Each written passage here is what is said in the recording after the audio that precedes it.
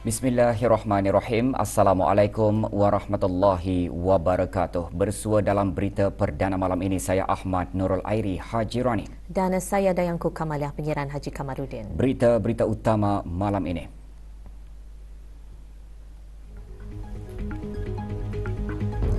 Teknologi AI dapat menjadi pendekatan inovatif dalam memperkasa perkhidmatan agama, termasuk memperkukuh sistem zakat dan wakaf.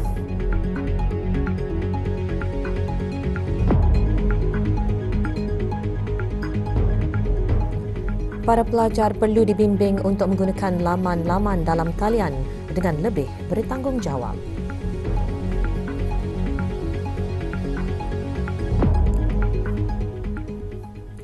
Operasi Badai Taduh Misi Bantuan Kemanusiaan dan Bencana HADR di Republik Filipina susulan daripada ribut tropika Christine iaitu Trami selesai dilaksanakan oleh kontingen Angkatan Bersenjata Diraja Brunei ABDB dan kontingen telah selamat pulang ke tanah air hari ini. Kepulangan kontingen dialu-alukan oleh Yang Berhormat Pihin Datu Lela Raja Major Jeneral Bersara Datuk Paduka Seri Haji Awang Halbi bin Haji Muhammad Yusof, Menteri di Jabatan Perdana Menteri dan Menteri Pertahanan kedua. ABDB menghantar 2 pasukan terdiri daripada 37 anggota menggunakan 3 pesawat tentera udara diraja Brunei TUDB, sebuah pesawat angkut C295MW dan 2 helikopter Black Hawk S70I TUDB. Juga hadir Major Jeneral Datuk Paduka Seri Haji Muhammad Hazami bin Bul Hasan, Pemerintah ABDB.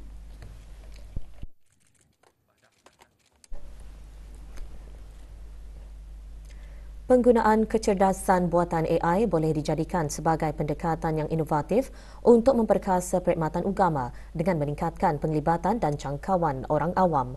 Penggunaan AI boleh membantu dalam pelbagai aspek termasuk memperkukuh sistem zakat dan wakaf, pendidikan agama serta pemerkasaan belia. Perkara itu dinyatakan oleh Setiausaha Tetap Kementerian Hal Ehwal Agama semasa mempengerusikan mesyuarat pegawai-pegawai kanan SOM kali ke-48 Mabims petang tadi. Diadakan selama 2 hari di sebuah hotel di Jerodong, mesyuarat bertemakan memelihara akal dalam maqasid syariah, bagaimana belia Islam dapat membantu.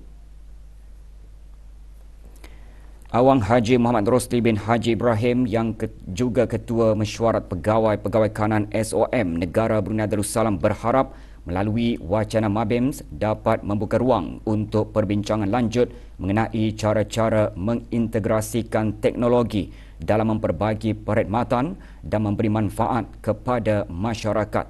Mesyuarat membincangkan laporan pelaksanaan fokus strategik di bawah rancangan strategik Mabims 2026 hingga 2030.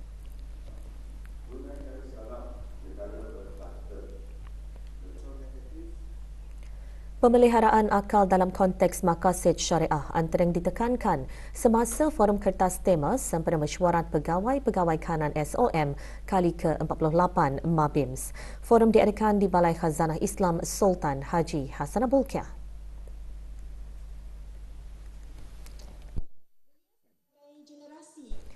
Hadir Awang Haji Muhammad Rosli bin Haji Ibrahim, Setiausaha Tetap Kementerian Hal Ehwal Agama.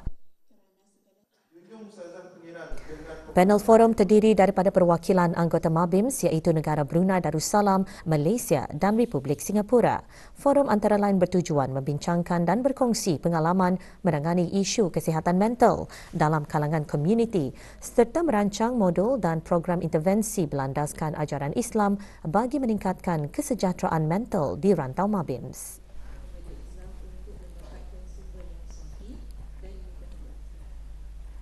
Semalam majlis makan malam bagi mengalu-alukan kehadiran delegasi negara-negara anggota Mabims diadakan di sebuah hotel di Jerodong. Dalam ucapan alu-aluan, Awang Haji Muhammad Rosli bin Haji Ibrahim, Setiausaha Tetap Kementerian Halihwal Ugama, selaku Ketua Mesyuarat Pegawai-Pegawai Kanan SOM Negara Brunei Darussalam menyatakan, mesyuarat tersebut diharap dapat terus memperkukuhkan dan menjayakan rancangan strategik MABIMS melalui pelaksanaan agenda-agenda yang telah diaturkan. Mesyuarat tersebut berlangsung selama 2 hari sehingga esok. Eksekutif Majlis Agama Islam Singapura, rakan-rakan delegasi anggota Pelbagai aktiviti menarik disediakan sepanjang berlangsungnya Pesta Buku Brunei 2024 sehingga 11 November ini. Ikuti bahan beritanya seketika nanti, teruskan bersama Berita Perdana.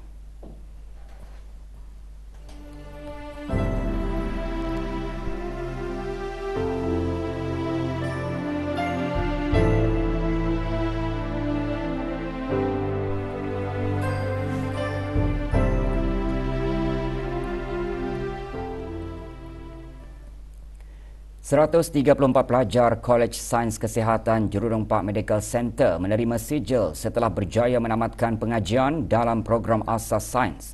Majlis diadakan pagi tadi di sebuah hotel di Kampung Anggrek Desa. Penyampaian sijil disempurnakan oleh Dr. Awang Haji Azman bin Ahmad, Setiausaha Tetap Pengajian Tinggi Kementerian Pendidikan. Program Asas Sains melengkapkan graduan dengan pengetahuan dan kemahiran penting dalam penjagaan kesihatan, selain sebagai sokongan untuk mengikuti program Sarjana Muda Sains dalam kejururawatan.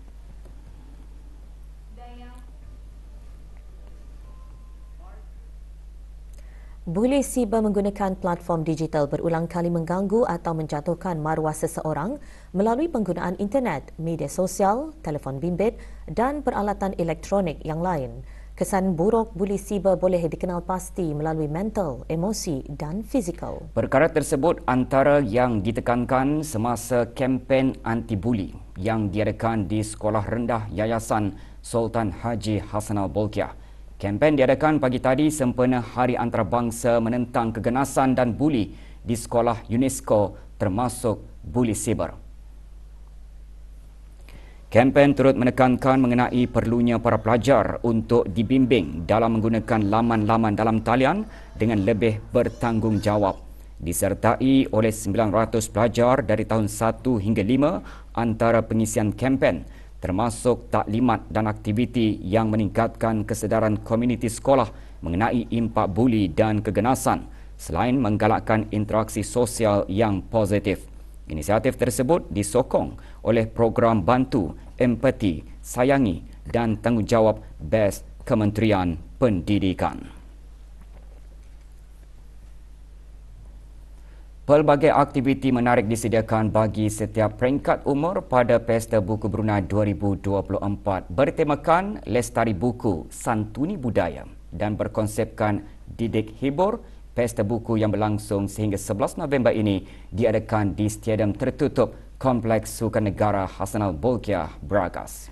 Orang ramai bolehlah berkunjung ke Pesta Buku bermula pukul 8.30 pagi hingga 9.30 malam, kecuali hari Jumaat ditutup pukul 11.30 pagi hingga 2.30 petang.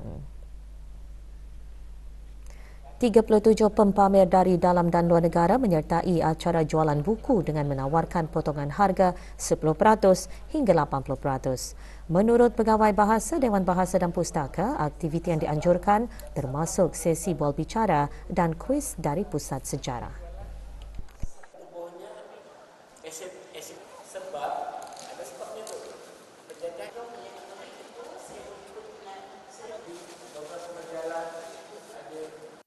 Kami akan sentiasa mengadakan konsultasi cara penerbitan buku. Alhamdulillah, masa ini kami ada kempen derma darah hasil kerjasama dengan Pusat Pendermaan Darah Hospital Ripas selama 2 hari, 5 dan 6 November bermula pada pukul 9 pagi hingga 3 petang. 2 perempuan warga negara asing dijatuhkan hukuman penjara atas kesalahan di bawah Akta Imigresen Penggal 17 hasil operasi kabat yang dijalankan oleh Jabatan Imigresen dan Pendaftaran Kebangsaan. Dwi Puji Wijayanti berumur 40 tahun dan Emilia 56 tahun dijatuhkan hukuman penjara selama 3 bulan dan denda RM1,000 sebagai gantian kepada hukuman sebat bagi kesalahan tinggal lebih masa setelah PAS Imigresen mansuh. Bagaimanapun, kedua-dua individu berkenaan gagal memberi jumlah gantian kepada sebatan tersebut dan menjadikan hukuman penjara kepada 4 bulan bermula dari hari pertama mereka direman.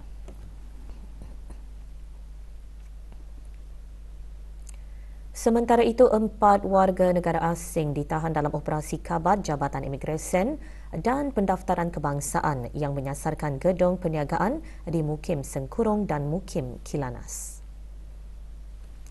Dalam operasi yang dilaksanakan oleh bahagian penguatkuasa Undang-Undang Bandar Seri Begawan tersebut, 2 warga negara asing berkenaan dipercayai bekerja bukan dengan majikan asal dan seorang daripadanya juga disyaki tinggal lebih masa di negara ini setelah PAS Imigresen mansuh, manakala 2 lagi didapati bekerja menggunakan PAS lawatan.